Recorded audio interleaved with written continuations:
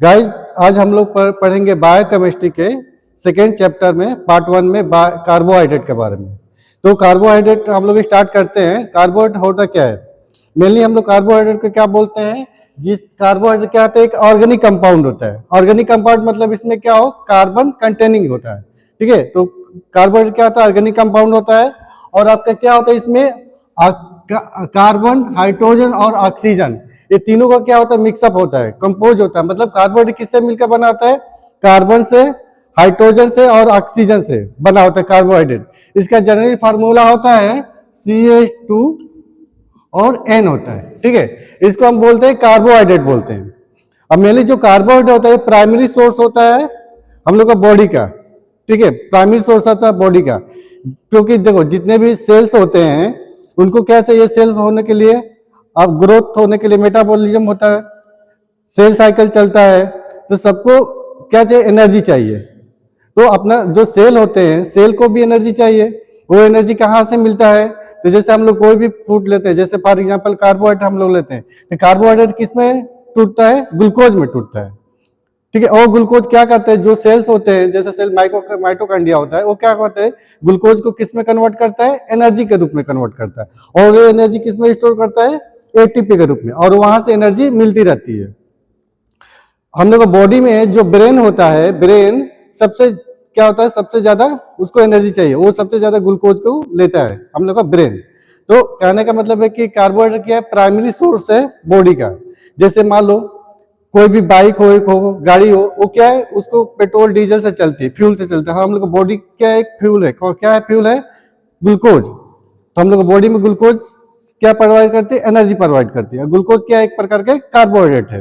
तो ये हम लोग पढ़ चुके। तो हम लोग डिफिनीशन में बात करें, डिफिनीशन कार्बोहाइड्रेट क्या बोलते हैं? जिसमें कार्बन, हाइड्रोजन और ऑक्सीजन हो, उसको हम लोग कार्बोहाइड्रेट बोलते हैं। और कार्बोहाइड्रेट का फॉर्मूला CH2ON होता है, इसका जनरल फॉर्मूला। ये कार्बोहाइड्रेट का डिफिनीशन है। बट हम लोग देखो एक होता है एसिडिक एसिड, एसिडिक एसिड, इसको एसिडिक एसिड बोलते हैं। इसको भी हम लोग कार्बोहाइड्रेट बोलेंगे, लेकिन ये कार्बोहाइड्रेट नहीं होता है। देखो फार्मूला के अनुसार जिसमें कार्बन, हाइड्रोजन, ऑक्सीजन, उसको हम लोग कार्बोहाइड्रेट बोलते हैं। तो एसिडिक एसिड को भी हम लोग कार्बोहाइड्रेट बोलेंगे, क्योंकि देखो ये फार्मूला में मैच होता है। इसमें कितने कार्बन है? 2 कार्बन है। हाइड्रोजन कितने हैं इसमें? दो नहीं, 4 हाइड्रोजन है, ऑक्सीजन 2 है। तो ये फार्मूला तो मैच कर रहा है। इसमें भी तो आपका कार्बन है, हाइड्रोजन है और ऑक्सीजन है, इसको भी कार्बोहाइड्रेट बोलेंगे। लेकिन ये गलत है, इसको हम कार्बोहाइड्रेट नहीं बोलते हैं। तो गाइस जैसे कि पता है, हम बताया कि कार्बोहाइड्रेट का किसको डिफाइन कर सकते हैं? जिसमें कार्बन, हाइड्रोजन, ऑक्सीजन प्रेजेंट हो, उसको हम लोग कार्बोहाइड्रेट बोलते हैं। इसका जनरल फार्मूला CH2ON होता है। तो एसिडिक एसिड को भी हम लोग कार्बोहाइड्रेट बोल सकते हैं, क्योंकि इसमें भी आपका कार्बन, हाइड्रोजन, ऑक्सीजन प्रेजेंट है। लेकिन ये क्या है? कार्बोहाइड्रेट नहीं है। बहुत सारे लोग भी ये भी बोलते हैं कि जितने भी मीठे चीज हो वो भी कार्बोहाइड्रेट है, लेकिन गलत है। जितने मीठे चीज भी हो तो वो भी कार्बोहाइड्रेट नहीं है। तो नया डिफिनीशन बताया गया कि जिसमें पॉलीहाइड्रोक्सी ग्रुप पाया जाए और उसके साथ एल्डिहाइड और कीटोन, ये दोनों में से कोई एक प्रेजेंट हो, एल्डिहाइड या कीटोन, ये दोनों में से कोई एक प्रेजेंट हो, उसको बोलते हैं कार्बोहाइड्रेट। जैसे हम लोग एग्जांपल में समझ सकते हैं, जैसे कि यहाँ पर देखिए ग्लूकोज में कितने कार्बन होते हैं? 6 कार्बन होते हैं। तो ग्लूकोज में यहाँ पर देखेंगे कि यहाँ पर कौन सा ग्रुप जुड़ा हुआ है? यहाँ पर देखो एल्डिहाइड ग्रुप जुड़ा हुआ है।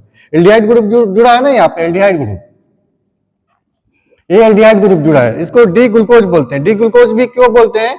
जब हम इसका पढ़ेंगे क्या केमिस्ट्री के बारे में, नोमेनक्लेचर, तो वहां पर पता चलेगा कि डी ग्लूकोज क्यों बोलते हैं। तो देखो यहाँ पर क्या है?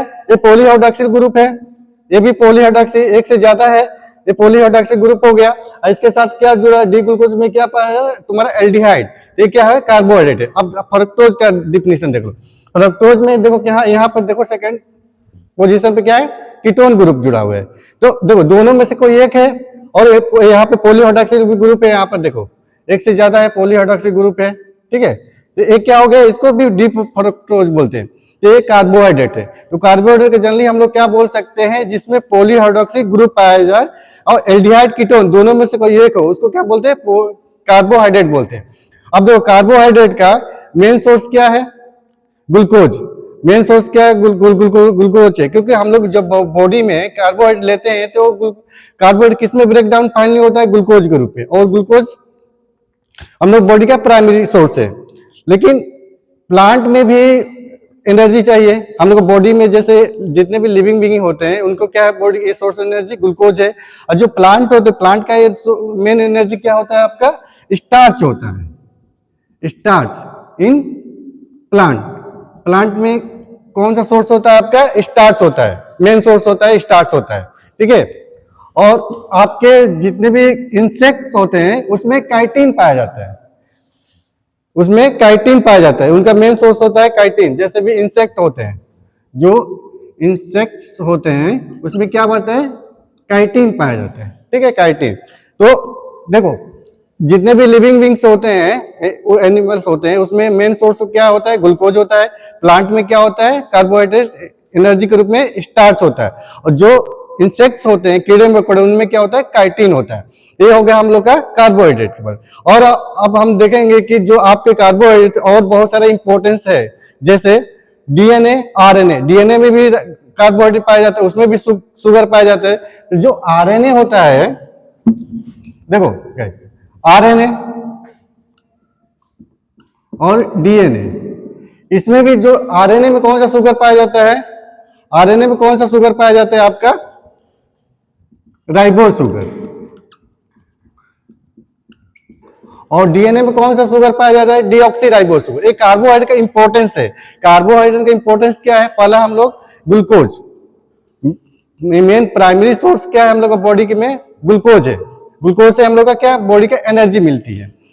और एनिमल्स में क्या है, सॉरी जो प्लांट में क्या है, स्टार्च है। इंसेक्ट में क्या है, वो काइटिन है। तो आपका डीएनए आरएनए में क्या कार्बोहाइड्रेट शुगर पाया जाता है। आरएनए में जो शुगर पाया जाता है उसको राइबोज शुगर बोलते हैं। और जो डीएनए में शुगर पाया जाता है उसको डीऑक्सी राइबोज बोलते हैं, ठीक है, डीऑक्सी राइबोज बोलते हैं। ये हो गया आपका। और देखो हम लोग को बॉडी में पता है कि एनर्जी ग्लूकोज से मिलती है। तो बाई द वे कभी कभी क्या होता है कि आप सपोज हम लोग खाना नहीं खाते, फास्टिंग रहता है, या बॉडी में एनर्जी चाहिए, बॉडी में उतनी एनर्जी नहीं मिल पाती है, ठीक है। तो क्या करता है कि जैसे हम लोग घर में भी क्या, बहुत लोग क्या करते हैं कि अपनी फ्यूचर प्लानिंग के लिए पैसा कलेक्शन करके रखते हैं। तो वैसे बॉडी भी क्या है, बॉडी भी बहुत चालाक है, वो भी क्या करते हैं, जो एक्सेस एनर्जी रहती है, जो ग्लूकोज होता है, उसको क्या करता है, स्टोर करता है। कहाँ पर, लीवर और मसल्स में, किसके रूप में, ग्लाइकोजन के रूप में, ठीक है। जो जो बॉडी होती है, बॉडी अपने एक्स्ट्रा जो एनर्जी होती है वो किसके फॉर्म में स्टोर करती है, ग्लाइकोजन के रूप में, ग्लाइकोजन के रूप में। ये कहाँ पे, लीवर एंड मसल सेल्स में, मसल में क्या करती है, स्टोर करती है। भाई जो जब फास्टिंग वास्टिंग होते हैं, बॉडी की एनर्जी अगर पर्याप्त रूप से नहीं मिलती है, तो ये ग्लाइकोजन किस में कन्वर्ट होती है, आपका ग्लूकोज में, ग्लूकोज में किस में कन्वर्ट होती है, ग्लूकोज में कन्वर्ट होती है। और वहां से हम लोग का क्या बोलते हैं, एनर्जी मिलती है, ठीक है। इसका जब मेटाबॉलिज्म पढ़ेंगे कार्बोहाइड्रेट के, तो वहां पर ये सब इसका बताया जाएगा, ठीक है। अभी तो इतना ही। तो जो बॉडी होती है एक्स्ट्रा एनर्जी किस में स्टोर करती है, ग्लाइकोजन में, ग्लाइकोजन में। जब वो बॉडी की एनर्जी चाहिए तो किस में टूटती है, ग्लूकोज में। ये कैसे टूटती है कि हम जो पता है कि जो हम लोग का पैंक्रियाज है, पैंक्रियाज से बीटा सेल से कौन सा हार्मोन निकलते हैं, इंसुलिन निकलता है। इंसुलिन क्या करता है, ग्लूकोज को तोड़ता है, ठीक है। उसके बाद जब ग्लूकोज स्टोर होता है किसमें, ग्लाइकोजन के फॉर्म में, तो वहां से पैंक्रियाज से अल्फा सेल से कौन सा हार्मोन निकलता है आपका, ग्लूकेगॉन। वो ग्लूकोज क्या करता है, ग्लाइकोजन को कन्वर्ट कर देता है ग्लूकोज में, और वहां से हम लोग को पर्याप्त एनर्जी मिलती है। एक कार्बोहाइड्रेट का इंपॉर्टेंस हो गया। अब हम लोग पढ़ेंगे कार्बोहाइड्रेट के क्लासिफिकेशन कितने होते हैं। तो देखो कार्बोहाइड्रेट के क्लासिफिकेशन मेनली 3 टाइप्स के होते हैं। मोनोसैकेराइड्स, जिसमें एक ही कार्बन हो, मतलब कहने का मतलब हो मोनोसैकेराइड मतलब एक ही शुगर होता है, उसको मोनोसैकेराइड बोलते हैं। डाइसैकेराइड, जिसमें 2 मोनोसैकेराइड हो। उसके बाद ओलिगोसैकेराइड, ओलिगोसैकेराइड में क्या होते हैं कि इसमें मोनोसैकेराइड में क्या होते हैं, 2 से ज्यादा सैकेराइड्स होते हैं। लेकिन पोलिगोसैकेराइड वो होते हैं जिसमें मोनोसैकेराइड के पॉलीमर होते हैं, उसको पोलिगोसैकेराइड बोलते हैं। अब इसके बारे में क्या हम लोग क्लासिफिकेशन पढ़ते हैं कि मोनोसैकेराइड, डाइसैकेराइड, ओलिगोसैकेराइड और पॉलीसैकेराइड होते क्या हैं। हो गया, ये लिख दो। तो कार्बोहाइड्रेट का डिफिनीशन हो गया। अब हम लोग पढ़ेंगे कार्बोहाइड्रेट के क्लासिफिकेशन। तो कार्बोहाइड्रेट का क्लासिफिकेशन देखो, मोनोसेकेराइड, डाइसेकेराइड, ओलिगोसेकेराइड और पॉलीसेकेराइड। तो मोनोसेकेराइड का मतलब होता है कि सिंपलेस्ट शुगर होता है, जिसमें एक मतलब कहने का मतलब है कि एक सिंगल यूनिट होता है, एक single unit, only single unit होता है, जिसको हम लोग मोनोसेकेराइड बोलते हैं। मोनोसेकेराइड मेनली क्या होता है कि नॉन हाइड्रोलाइजेबल होता है, मतलब इसको हम हाइड्रोलाइज नहीं कर सकते। गलत हो गया, मुंह से गलत नहीं कर। तो गाइज अब हम क्लासिफिकेशन के बात कर रहे हैं कार्बोहाइड्रेट का। तो कार्बोहाइड्रेट के मेनली 3 क्लासिफिकेशन हो सकते हैं, जैसे कि मोनोसेकेराइड, डाइसेकेराइड, ओलिगोसेकेराइड, पॉलीसेकेराइड। ठीक है, तो मोनोसेकेराइड जिसमें सिंगल यूनिट हो आपका शुगर का, उसको मोनोसेकेराइड बोलते हैं। डाइसेकेराइड जिसमें 2 मोनोसेकेराइड होते हैं, उसको डाइसेकेराइड बोलते हैं। ठीक है, ओलिगोसेकेराइड जिसमें 2 से ज्यादा शुगर होते हैं, उसको ओलिगोसेकेराइड बोलते हैं। पॉलीगोसेकेराइड जिसमें क्या हो, मतलब 10 से ज्यादा हो, उसको बोलते हैं पॉलीगोसेकेराइड। तो मोनोसेकेराइड की बात कर रहे हैं, तो देखो मोनोसेकेराइड्स क्या होते हैं, ये सिंगल यूनिट होते हैं। क्या होते हैं? सिंगल यूनिट होते हैं। इसमें कार्बन मतलब जो आपका होता है कार्बोहाइड्रेट शुगर होता है, केवल एक ही यूनिट होता है। ठीक है, इसको क्या करते हैं, इसको सिंपलेस्ट शुगर भी बोलते हैं, क्योंकि ये सिंपल शुगर होता है, ओनली एक शुगर होता है इसमें। और जो मोनोसेकेराइड होता है, इसको हम लोग तोड़ नहीं सकते, नॉन हाइड्रोलाइज्ड होता है, मतलब इसको हम लोग तोड़ नहीं सकते। ठीक है, ये नॉन हाइड्रोलाइज्ड होता है। ठीक है, इसको हम लोग तोड़ नहीं सकते, क्योंकि एक ही शुगर है, एक ही उसमें कंटेनिंग है, तो एक शुगर से कैसे तोड़ सकते हैं। ठीक है, अब मोनोसेकेराइड को फर्दर हम लोग 2 क्लासिफिकेशन कर सकते हैं। जैसे देखो, इसके base on the function group और base on the carbon atom. तो फंक्शन ग्रुप के अकॉर्डिंग हम लोग इसको, जैसे अगर मोनोसेकेराइड अगर एल्डिहाइड ग्रुप के साथ अगर शुगर जुड़ता है, अगर एल्डिहाइड ग्रुप के साथ अगर शुगर जुड़ता है, तो उसको बोलते हैं एल्डोज। जैसे फॉर एग्जांपल ग्लूकोज और राइबोज। तो ग्लूकोज और राइबोज किसका आपका एग्जांपल? एल्डिहाइड ग्रुप का, क्योंकि जिसमें एल्डिहाइड ग्रुप जुड़ता है उसको क्या बोलते हैं? एल्डोज बोलते हैं। जैसे आपका ग्लूकोज हो गया, राइबोज हो गया। और आपका देखो, अगर शुगर कीटोन के साथ जुड़ता है तो उसको बोलते हैं कीटोज। ठीक है, जैसे आपका एग्जांपल हो गया फ्रक्टोज का। ठीक है, ये हो गया आपके फंक्शनल ग्रुप के काटी। अब हो गया आपके base on the carbon atom. और कार्बन एटम जितने कार्बन पाए जाते हैं उतने शुगर होते हैं। जैसे ट्राइओज में कितने कार्बन होंगे? 3 कार्बन होंगे। ट्राइओज में कितने कार्बन होंगे? 3 कार्बन। टेट्रोज में कितने कार्बन होंगे? 4 कार्बन होंगे। ठीक है, पेंटोज में कितने कार्बन होंगे? आपके 5 कार्बन होंगे। हेक्सोज में कितने कार्बन होंगे? 6 कार्बन होंगे। तो जितने कार्बन कंटेनिंग होते हैं वो उतने वो शुगर के नाम बोलते हैं। जैसे ट्राइओज, तो ट्राइओज का एग्जांपल आपका क्या है? ट्राइओज का एग्जांपल होगा ग्लिसरॉल्डिहाइड। ग्लिसरॉल्डिहाइड किसका एग्जांपल? ट्राइओज का। जो टेट्रोज का एग्जांपल किसका है आपका? इथरोज। इथरोज में कौन सा शुगर पाया जाता है? टेट्रोज पाया जाता है। और पेंटोज का सबको पता है एग्जांपल किसका होता है? Ribose sugar.